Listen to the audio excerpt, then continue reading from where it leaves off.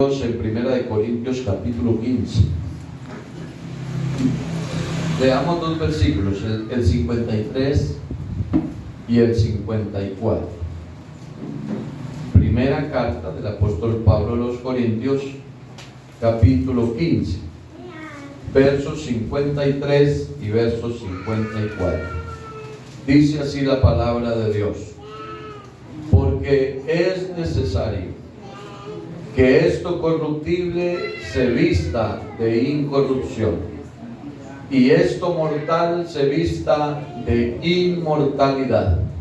Y cuando esto corruptible se haya vestido de incorrupción, y esto mortal se haya vestido de inmortalidad, entonces se cumplirá la palabra que está escrita: sorbida es la muerte en victoria. Amén. Se pueden sentar, hermanos.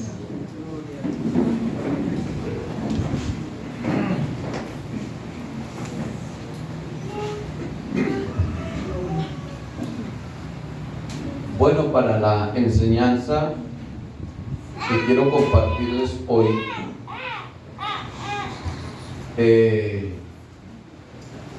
voy a recordarles una anécdota que alguna vez les conté. Me parece que viene muy bien como introducción al tema que quiero tratar.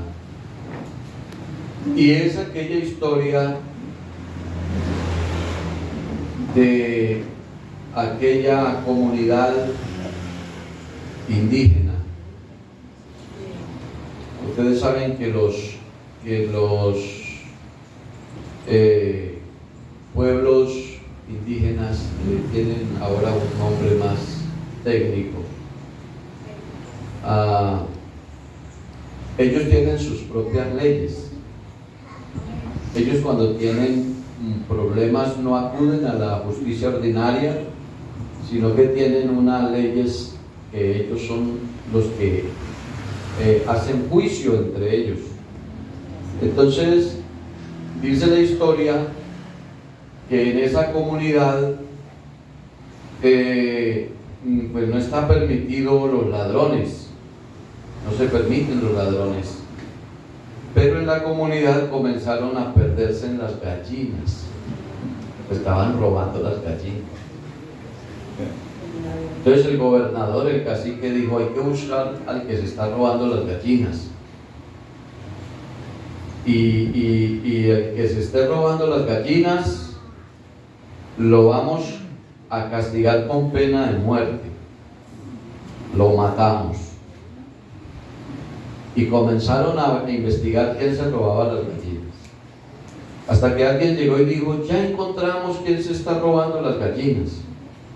Dijo: bueno, entonces que lo traigan a la plaza, porque lo vamos a ejecutar a puros azotes. Y cuando trajeron al responsable que se estaba robando las gallinas, era la mamá del gobernador.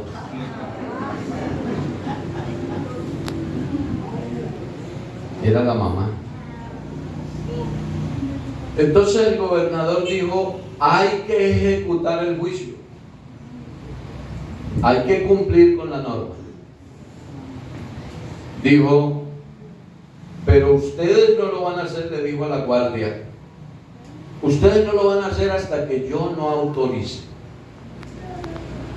Entonces llevaron a la mamá a la plaza en un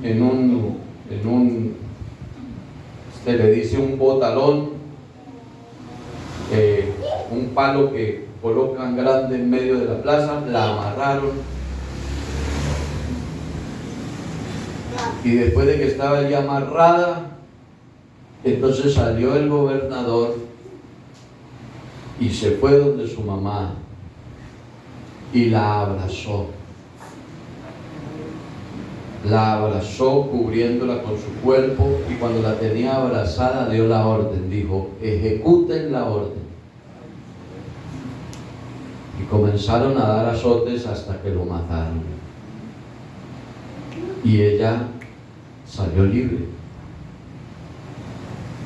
Y me parece que es una buena ilustración para lo que quiero enseñarles, porque de lo que quiero hablarles es de la manera como nosotros somos acusados por el diablo. El diablo es el acusador.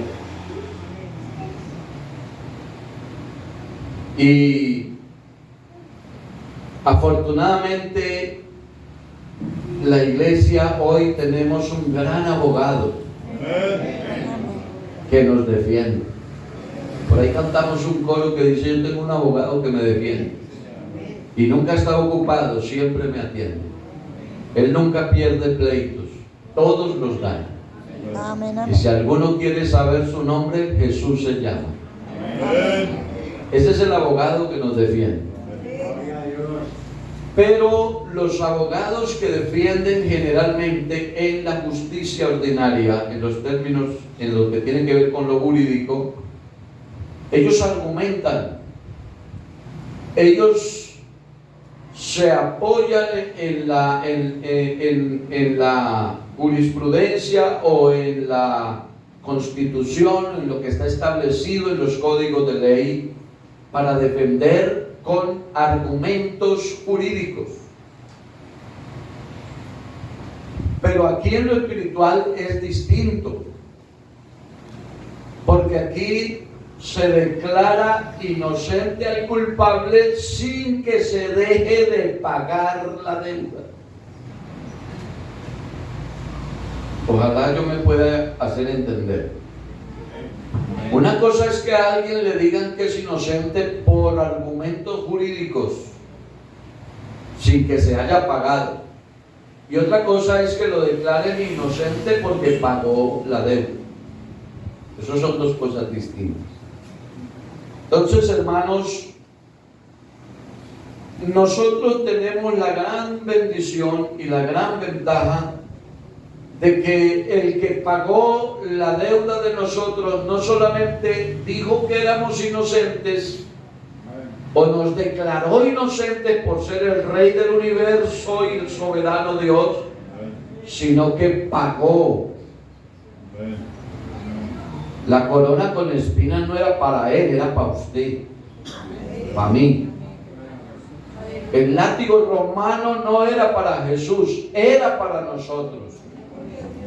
Pero Él nos abrazó y dijo: hagan lo que quieran, yo pago por todos.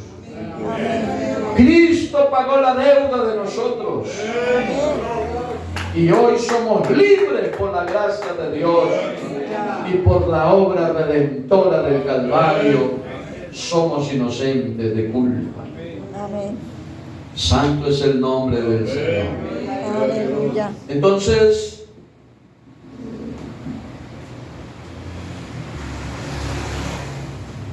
es importante que nosotros tengamos en cuenta esto, porque a veces pensamos que el Evangelio es solamente una religión, y a veces algunos están en el Evangelio mirando el Evangelio como una religión, y quien está haciendo eso todavía le falta arrepentirse, todavía le falta ubicarse, porque esto no es una religión.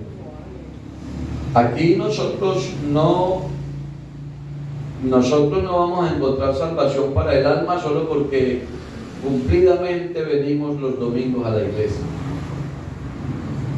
Y con esto no quiero desmotivarlos para que vengan a la iglesia. Quiero enseñarles la verdad. Más que venir a la iglesia, hay que vivir una vida sana. Amén, amén. Gloria al nombre del Señor. ¿Qué significa una acusación? El tema de hoy le puse nombre y lo he llamado el acusador de los hermanos. El acusador, hay un acusador. Una cosa es que nos acusen con razón y otra cosa es que nos acusen sin razón. ¿Qué dice en las bienaventuranzas? Creo que en el verso 11 o 12. Dice: bienaventurados sois cuando por mi causa os vituperen y os persigan y digan toda clase de mal contra ustedes, mintiendo. Porque es distinto si dicen cosas teniendo la razón. Pero si nos acusan mintiendo, somos bienaventurados. Amén, amén. La bienaventuranza está para el que acusan mintiendo. Pero si lo acusan teniendo razón, ahí no hay bienaventuranza. ¿Me estoy explicando bien, cierto? Amén. Entonces, ¿qué significa acusación? Dentro de lo jurídico, que una cosa es el concepto jurídico y otra cosa es en lo espiritual, en lo bíblico, en lo teológico. Pero en lo jurídico encontré que acusación es un escrito formal que identifica al acusado, a los acusados o al acusado, identifica los hechos de los que se le acusan en ese escrito. Califica el delito que se considera cometido por el acusado y solicita al juez o al tribunal su ejecutamiento para la imposición de la pena correspondiente. Eso es una acusación. Tenemos que decir en esta mañana que Dios perdonó nuestros pecados. Amén. Voy a volver a decir, el Señor Jesucristo perdonó nuestros pecados. Amén. Es un asunto que hay que creer. Amén. Amén. El que no cree en el perdón sufre. El que no cree en el perdón se da látigo todo el tiempo. Amén. Puede ser que hay hermanos que llevan 5 o 10 años que cometieron una falta y que todavía se dan látigo pensando que Dios no los ha perdonado. El perdón hay que creerlo. Amén. Pero claro, para creer en que Dios nos ha perdonado, tiene que ser que nos hayamos apartado Amén. de lo que hicimos. Amén. Porque dice el Proverbio 28:13, que el que encubre sus pecados no prosperará, pero que el que los confiesa y se aparta alcanzará Amén. misericordia. Entonces Dios perdonó nuestros pecados. Amén. Pero resulta que nuestro cuerpo humano nos hace estar ligados a la naturaleza pecaminosa, haciéndonos de cierta manera corruptibles. Por eso es que la Biblia dice que el bautismo que corresponde a esto ahora nos salva, no quitando, porque seguimos viviendo con una naturaleza pecaminosa. ¿Son conscientes de eso, hermanos? Amén. ¿Alguien le puede dar una alabanza al Señor esta mañana? Aquí tenemos que ser conscientes que nosotros todavía no nos han salido alitas. Todavía caminamos con los pies en la tierra. Todavía somos seres humanos. Y que por esa razón, como somos seres humanos, entonces, pues lamentablemente, o no sé cómo decirlo, eso nos hace estar ligados a la naturaleza pecaminosa, y eso, por esa misma razón, nos hace corruptibles. Eso fue lo que leímos en el texto que iniciamos, ¿no? Es necesario que esto corruptible. ¿Qué es lo corruptible? Pues este cuerpo en el que vivimos. Es necesario que esto corruptible, ¿qué le pase? ¿Qué le suceda? Se vista de incorrupción. Es necesario que esto mortal, este cuerpo en el que vivimos, que se va a morir un día de esto y va a ser banquete para los gusanos, esto mortal se vista de inmortalidad. Comienza diciendo que es necesario. Y que cuando esto corruptible se haya vestido de incorrupción y esto mortal se haya vestido de inmortalidad, entonces se cumplirá la palabra que está escrita: sorbida es la muerte en victoria. Amén. Pero eso no sucede hasta tanto el Señor no haya venido por la iglesia o nosotros no hayamos terminado la carrera aquí. Amén, amén. Alabanzas al nombre del Gloria Señor. a Dios. Cuando nosotros lleguemos a la presencia del Señor, porque es la fe que tenemos, es la esperanza que tenemos, yo tengo la esperanza que en algún momento voy a llegar a estar propiamente en la presencia del Señor. Amén. Entonces allá ya no habrá efectos de la naturaleza pecaminosa, porque vamos a ser transformados. Amén, amén. Amén. Gloria a Dios. Amén. Yo quiero invitarlos a creer en la sana doctrina, Amén. lo que dice la Biblia. Amén. Capítulo 15, unos versos anteriores a los que leímos, 51 y 52. Dice la Biblia: he aquí os digo un misterio. No todos dormiremos. ¿Qué quiere decir eso?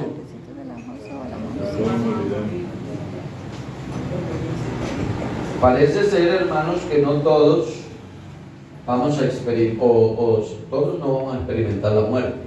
Así es. Acuérdense que la Biblia se refiere a los que pasan a la eternidad en obediencia a la palabra, se refiere como a alguien que duerme. Amén. Porque el muerto, ese no se vuelve a, ese se despierta, pero en el juicio final. Dice el profeta Daniel, ¿no? Capítulo 12: muchos de los que duermen en el polvo de la tierra serán despertados, los que duermen. Pero la muerte como tal, el que muere realmente no tiene la opción de ir al cielo. Entonces, dice aquí la palabra del Señor, les digo un misterio: no todos dormiremos, pero todos seremos transformados. Aunque unos resucitan y otros son transformados, de todos modos habrá un proceso general para quienes hacen o hacemos parte de la iglesia para ir a estar en las bodas con el Señor y por la eternidad con Dios. Amén, amén. Todos seremos transformados, los que estén vivos o estemos y los que resucitan. Y dice: en un momento, en un abrir y cerrar de ojos, a la final trompeta, porque se tocará la trompeta y los muertos serán resucitados incorruptibles y nosotros seremos transformados. Les decía hace un ratico que hasta que Cristo venga o hasta que se nos acaben los días, porque el que termina la carrera de vida en la tierra, ese ya no tiene riesgos. Por eso es que Pablo decía: para mí el vivir es Cristo y el morir es ganancia. Porque pasar a la eternidad en obediencia no es una pérdida, es una ganancia. Amén. Porque entonces ya la posibilidad de ser corrompidos no existe. Y Amén, Pablo amén. decía: por eso es que yo no sé qué es mejor, porque si el Señor me necesita aquí para ganar a otros, pues hay que estar aquí, pero estar con el Señor sería, dice él, muchísimo mejor, muchísimo mejor. Entonces este verso 52 habla de que los muertos serán resucitados incorruptibles, ya no habrá posibilidad de corrupción, y nosotros, los que estemos vivos o los que estén vivos, serán o seremos transformados, dice a los tesalonicenses, para recibir al Señor en el aire. Entonces tenemos en nosotros una naturaleza espiritual y también tenemos una naturaleza pecaminosa. En nosotros hay dos personajes. Amén. Amén, amén. Cada uno de nosotros tenemos dos yo. El yo espiritual y el yo pecaminoso. ¿Lo quiere identificar más claramente? Se lo voy a dejar de tarea. si no me es infiel la memoria, es el capítulo 7 de primera de la carta a los romanos, ¿cierto? ¿Algunos se acuerdan? La carta a los romanos capítulo 7, Pablo presenta a los dos. Y él dice, hay una ley en mi mente que me lleva a hacer y que me impulsa y me motiva y me apasiona a ser el mejor cristiano de la tierra. Pero hay otra ley en mis miembros, la ley pecaminosa, ¿cierto? Que me lleva a hacer lo que no quiero hacer. Y ahí todo el capítulo habla de eso. Y muestra esas dos facetas, esas dos personalidades. Por eso es que el capítulo 8 de Romanos también habla de lo mismo y dice, ahora pues ninguna condenación hay para los que están en Cristo Jesús, y habla del ser espiritual. Los que están en Cristo Jesús, dice, los que no andan conforme a la carne, que es el ser pecaminoso, sino los que andan conforme al Espíritu, que es el ser espiritual. Amén. Porque los que son de la carne piensan en las cosas De la carne. y los que son del Espíritu piensan en las cosas Del Espíritu. del Espíritu. Y el versículo 8 dice, y los que viven según la carne no pueden agradar a Dios. Entonces, importante que tengamos claro que en nosotros hay dos personalidades. Gloria al nombre del Señor. En la creación, al principio, me llamó la atención este pasaje, este versículo de la Biblia, porque se observa que, vamos a leerlo, Génesis capítulo 1, versículo 12. Proyectémoslo ahí para que lo...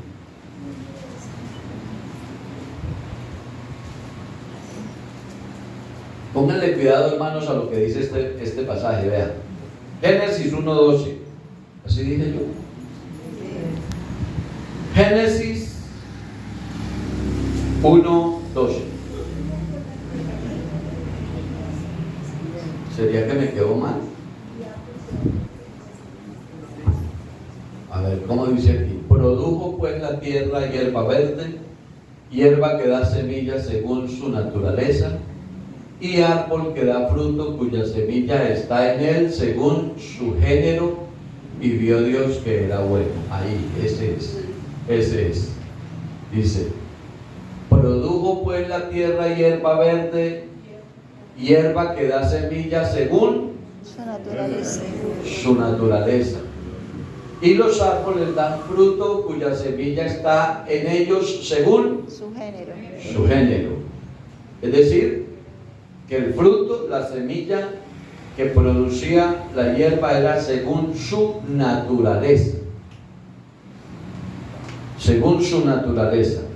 Estamos diciendo que en el ser humano hay dos naturalezas. Amén. Amén, amén. Hay una naturaleza pecaminosa y hay una naturaleza espiritual. Amén, amén. Por eso el creyente, cuando busca de Dios, da frutos, ¿qué, hermanos? Según su naturaleza. Al cien. Y el creyente, cuando no es tan espiritual, da frutos según su naturaleza. ¿Me explico? Amén.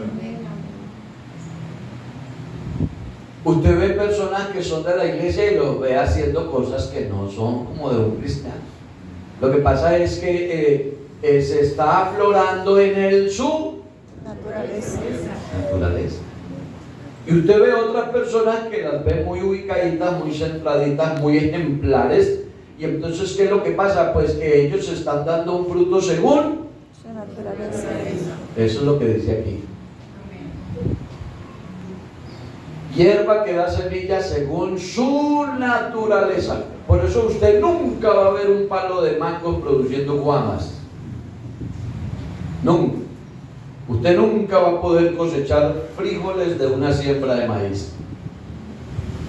Porque la semilla da el fruto según su naturaleza. El creyente da fruto según su naturaleza. Y por eso es que el Señor dijo, por sus frutos Los conoceréis. Entonces uno oye en las noticias que dicen, y el pastor que le sorprendieron en esto, por ahí salió la noticia que el pastor que se robó la plata de los hermanos. Entonces uno dice, qué vergüenza, ahí nos meten a todos. Pero no, ese no era pastor. Así es. Ese no era pastor. Y así sea de nuestra organización, no era pastor. Porque está dando fruto de su naturaleza. Y su naturaleza no es de un pastor. Vea que es que yo conocí a un hermano que era de la iglesia y que hasta predicaba, pero mantenía enamorándole la mujer a los vecinos. Bueno, ese no era hermano mío. Así predicará bonito. Porque está dando fruto de su naturaleza. Su naturaleza no es cristiana. Perdón. Porque es que ya lo hemos aprendido en otras ocasiones que las cosas malas no le quedan bien a nadie. Vea, capítulo 10 de los Hechos dice la Biblia que Cornelio no era cristiano, pues no era de la iglesia. Él era un inconverso, pero tenía una buena naturaleza porque hacía obras mejores que las de muchos que eran de la iglesia. Así es. Amén. Porque por los frutos se conocen. Entonces aquí dice la Biblia que las plantas verdes producían según su naturaleza y los árboles daban semilla y fruto según su género. Y así pasa con la iglesia, porque la iglesia es plantío de Jehová. Amén, amén. Cuando el hombre pecó, todos nosotros nos contaminamos nos contaminamos con el pecado, nos convertimos en pecadores, ¿no? Porque esa fue la herencia que nos tocó a todos. Aquí hay un asunto, hermanos, para analizar y tener en cuenta, es decir, es algo para tener en cuenta que nosotros no estamos en condición de discutirlo.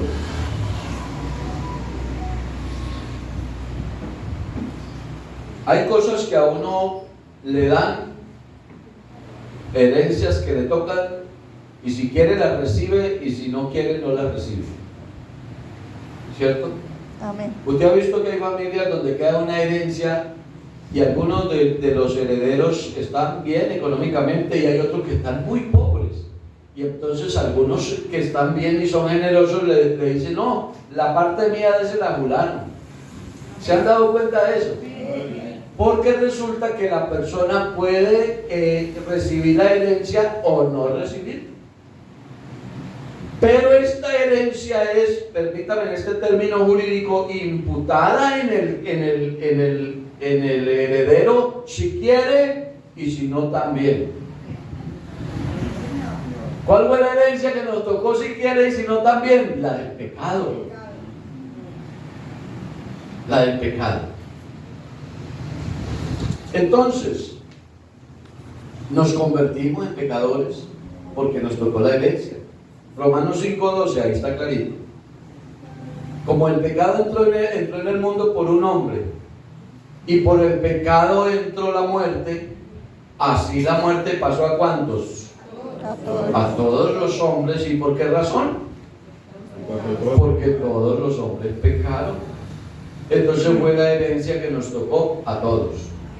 El hecho de que el hombre se haya constituido pecador, eso le trajo terribles consecuencias, o nos trajo terribles consecuencias. Todo pecado acarrea consecuencias y trae sentencias. Dice Romanos 3:23 que la paga, 6:23 dice que la paga del pecado es muerte. Eso es consecuencia del pecado, la muerte. Pero dice que el regalo o la dádiva de Dios es vida eterna. Amén, amén. Y Romanos 3:23 dice que por cuanto todos pecaron, esa es la consecuencia, destituidos están de la gloria de Dios.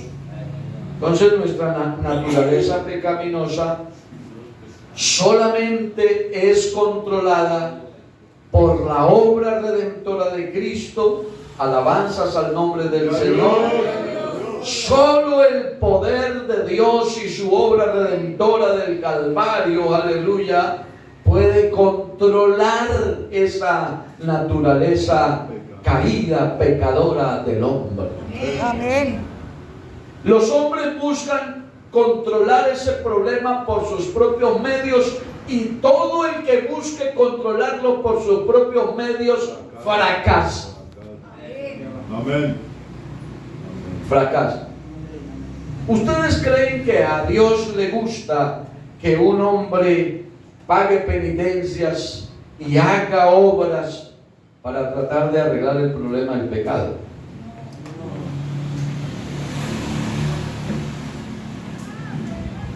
Uno ve personas, claro, eso fue lo que aprendieron, por eso es que la Biblia dice que Dios nos rescató a nosotros de una vana manera de vivir, la cual nos enseñaron ¿quiénes?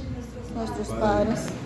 Y de eso nos rescató el Señor, porque uno no puede jactarse de nada, hermanos. Vean, la gente que tiene otras creencias, la religión tradicional, la persona católica, fiel a su catolicismo, no lo hace de mala fe.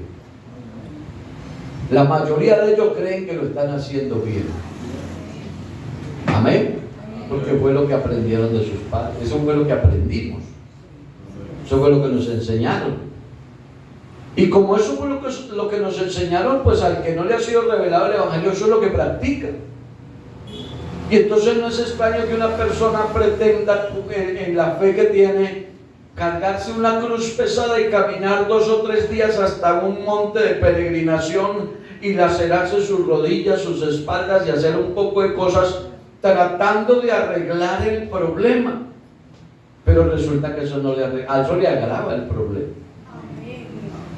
Y esto lo decimos con respeto.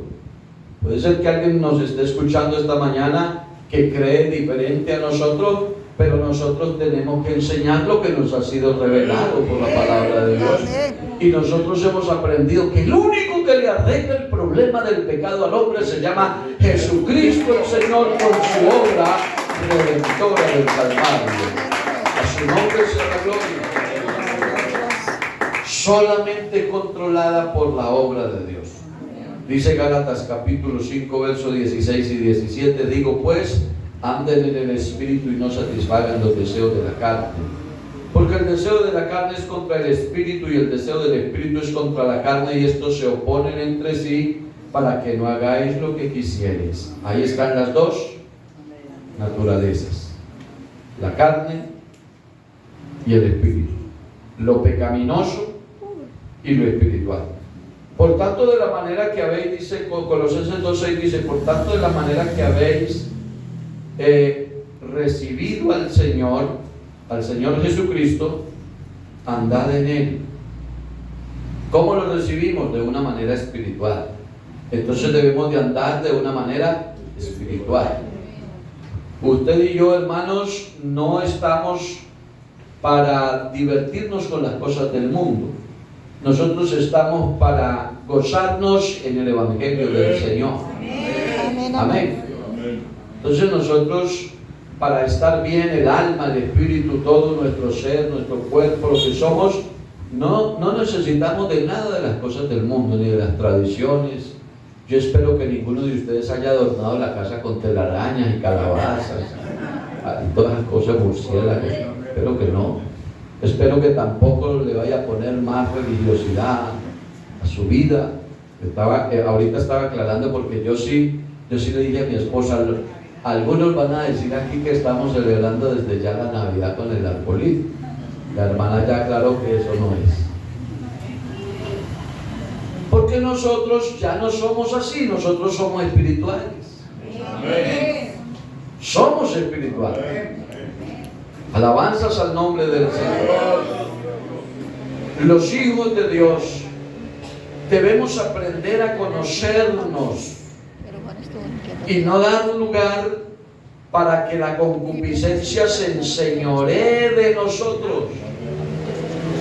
Cuando hablamos de esa naturaleza pecaminosa, estamos hablando de esa concupiscencia que está en nosotros. Yo quiero preguntarles en esta mañana, yo sé que de esto les he hablado mucho, pero haciendo una evaluación, les pregunto, ¿Habrá algún cristiano fiel en el cual no haya concupiscencia?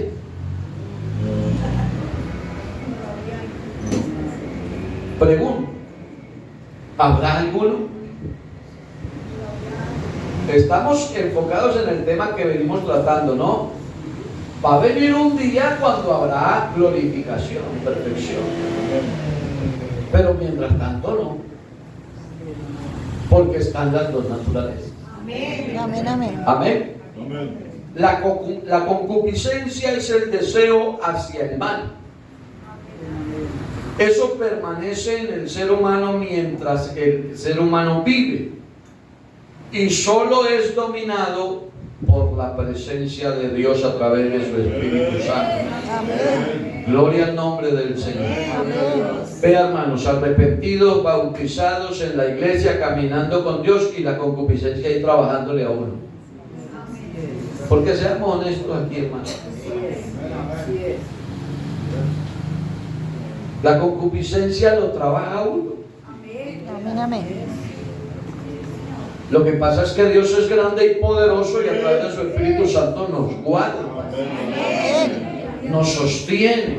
Amén, amén. Santiago 1:14 dice de la concupiscencia, habla y dice que es la que nos lleva a caer en las tentaciones. Dice que cuando alguien es tentado, no diga que es tentado por Dios, porque Dios no tienta a nadie ni puede ser tentado, sino que dice que cada uno es tentado cuando de su propia concupiscencia es atraído y seducido. Amén. Amén. No es de otro, es de su propia concupiscencia. Gloria al nombre del Señor. Por eso cuando la Biblia dice, tenga cuidado de la que duerme a su lado. Y algunos mismos le dicen a la mujer, hay poder acá en país, no me toque. No se refiere a la mujer. Tenga cuidado de esa que duerme con usted, que vive con usted, que va con usted para todas partes. Ahí está. No diga que es tentado, diga es tentado de su propia concupiscencia. Por eso cuando la Biblia dice que Dios fue tentado en todo, nosotros sí tenemos que hacer la diferencia. Porque una cosa es que nosotros los humanos tenemos concupiscencia propia, pero yo sí no creo que el Señor haya tenido concupiscencia. Yo no creo. A mí la Biblia me enseña que Él es santo antes de nacer, santo en el nacimiento, Él es santo en su ministerio, santo en la cruz del Calvario, Él es santo cuando va de la cruz a la tumba, Él es santo dentro de la tumba. La corrupción no pudo con Él, y dice la Biblia, resucitó entre los muertos y Él es santísimo, ascendió al cielo y es santo. Entonces en Él sí no hay concupiscencia. Gloria a Dios. Entonces, como dice la Biblia, que fue tentado.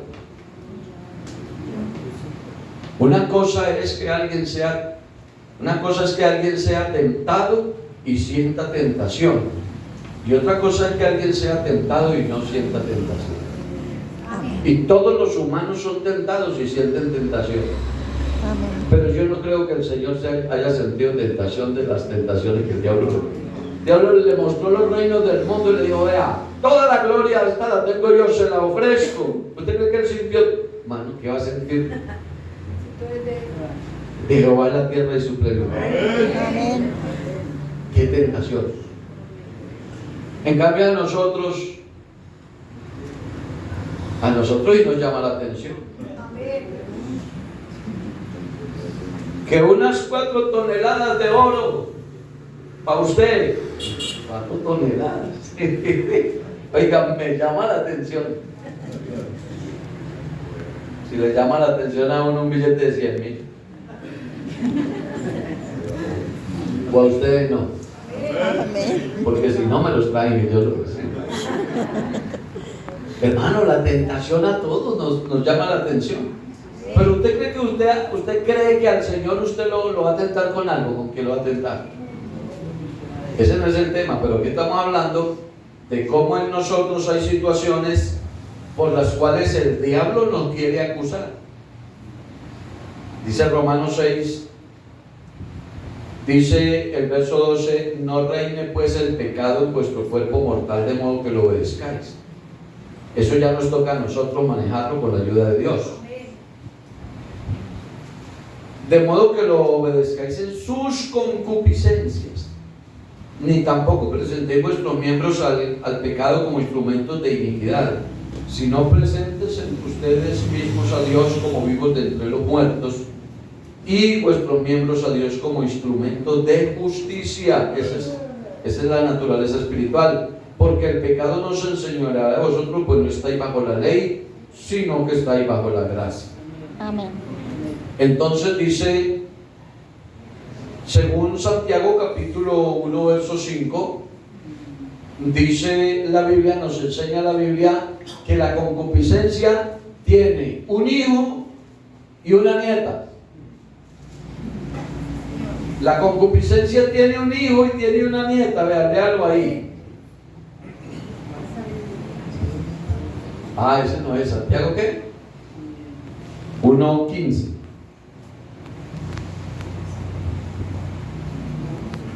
Vamos a leer.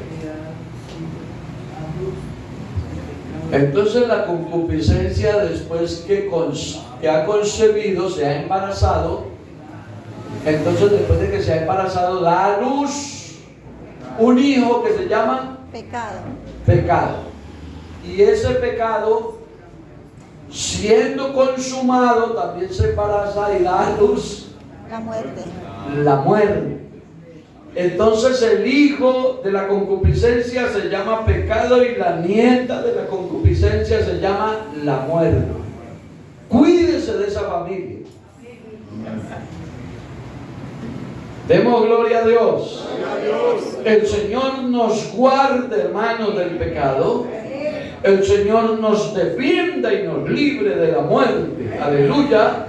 Porque nosotros hemos conocido la vida que es Cristo, y la vida tiene poder sobre la muerte. Entonces, si se controla el origen, que es el pecado, se evitan las consecuencias. El escritor de Apocalipsis, que es el apóstol Juan, él deja claro que los cristianos tenemos un acusador que nos acusa de día y de noche. ¿Por qué somos acusados? ¿Por quién? ¿O por qué somos acusados? Por nuestros errores, por nuestras faltas. Por eso es que la Biblia dice que no debemos darle lugar al diablo, y que cuando cometemos faltas hay que ir al altar a pedir perdón por ellas. Porque cuando Dios nos perdona, aunque el diablo nos acuse, entonces le demostramos al Calvario y decimos, sí, fue cierto, pero ya el Señor me perdonó. Amén. Vean lo que dice Apocalipsis 12:10. Entonces oí una gran voz en el cielo que decía, ahora ha venido la salvación, el poder y el reino de nuestro Dios y la autoridad de su Cristo, porque ha sido lanzado fuera, ¿quién?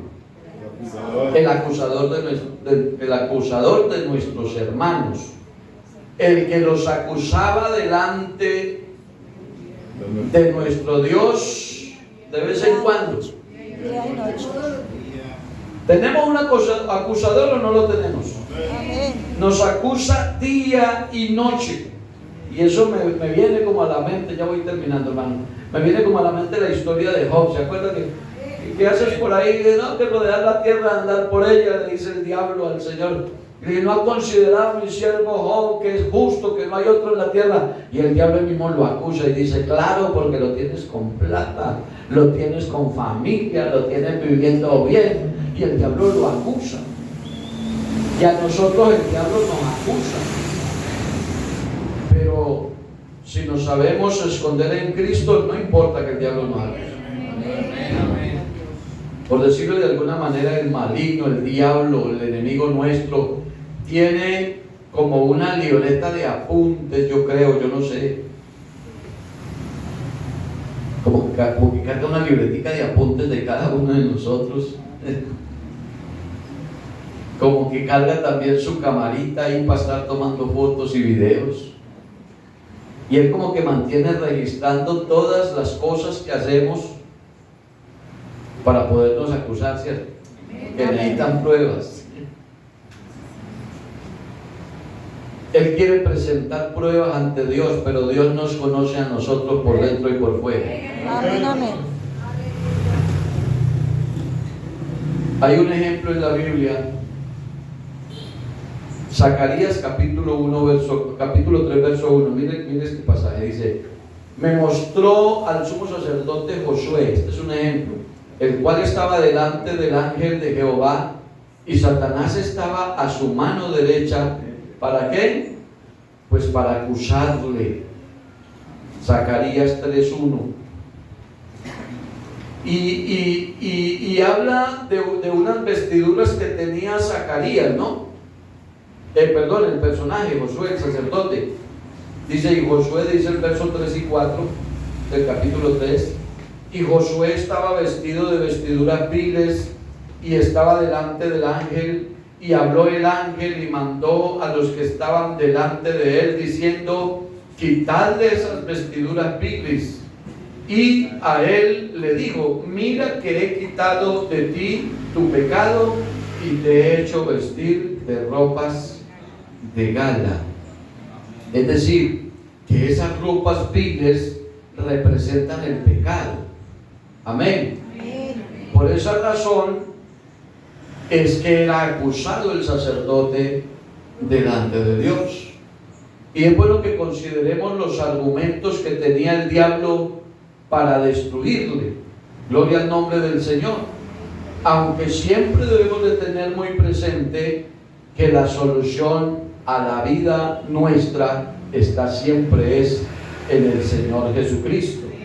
Pero el diablo, las pruebas que tenía eran las vestiduras viles, y lo presentaron, porque el diablo nos quiere ver a nosotros. Vea, al hijo pródigo lo llevó de la casa y lo llevó a vivir arrastrado, maloliente, andrajoso, en la peor situación, porque ustedes saben cómo volvió a la casa. Así quiere ver al diablo a los santos, mal vestidos, llevados, arrastrados por los vicios, por las cosas.